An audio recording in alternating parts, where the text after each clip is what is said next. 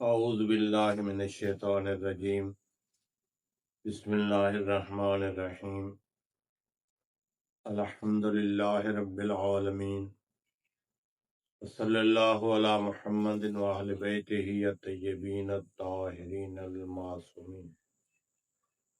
نماز کے مسائل میں سے ایک اہم مسئلہ سلام کا جواب دینا ہے، یعنی اگر کوئی نماز پڑھ رہا ہے اور کوئی دوسرا شخص آ کے سلام کہتا ہے تو اس سلام کا جواب کس طرح دینا ہے۔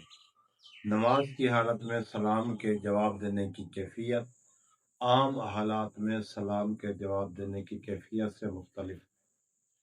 نماز میں واجب ہے کہ نماز کی حالت میں اگر کوئی سلام کہتا ہے تو نمازی کے اوپر واجب ہے کہ جس عبارت کے ساتھ اس نے سلام کہا ہے اسی عبارت کے ساتھ اس کا جواب دے۔ اگر اس میں اضافہ کیا ہے تو نماز باطل ہو جائے گی۔ مثلا سلام کرنے والے نے کہا ہے السلام علیکم تو یہ کہے السلام علیکم۔ سلام کرنے والے نے کہا ہے سلام علیکم تو یہ بھی کہے سلام علیکم۔ سلام کرنے والے نے السلام علیکم ورحمۃ اللہ وبرکاتہ کہا ہے تو یہ بھی کہے السلام علیکم ورحمۃ اللہ وبرکاتہ۔ تو یہ یعنی سلام کا جواب ہے۔ اگر کسی نے السلام علیکم کہا ہے اور اس نے وعلیکم السلام کہا ہے یا وعلیکم السلام ورحمۃ اللہ وبرکاتہ کہا ہے تو یہ اس کی نماز باطل ہو جائے گی۔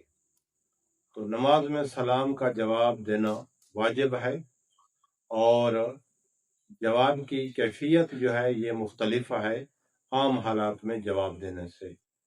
یہاں پہ ایک اور مسئلہ ہے کہ اگر مسجد میں کوئی نماز پڑھ رہا ہے اور کوئی آگے سلام کہتا ہے جماعت کی حالت میں، تو آیا ہر ایک کے اوپر واجب ہے جواب دینا یا کوئی ایک جواب دے دے تو کافی ہے؟ تو اس کا جواب یہ ہے کہ اگر کوئی ایک جواب دے دے تو وہ بری ذمہ ہو جائیں گے باقی لوگ، وہ کافی ہے۔ اسی طرح جماعت بیٹھی ہوئی ہے یا اجتماع ہے، اکٹھے بیٹھے ہوئے ہیں، محفل ہے، کوئی آ کے سلام کہتا ہے تو اگر ان میں سے کوئی ایک جواب دے دے تو جو کافی ہو جائے گا۔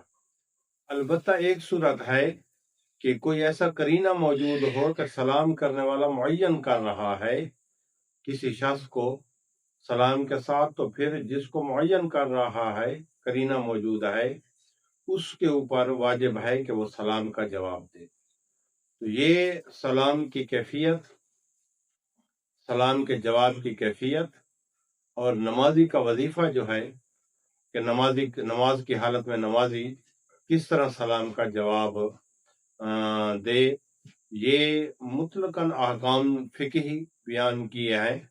اگر ان کی مخالفت نمازی کرے گا تو اس کی نماز باطل ہو جائے گی۔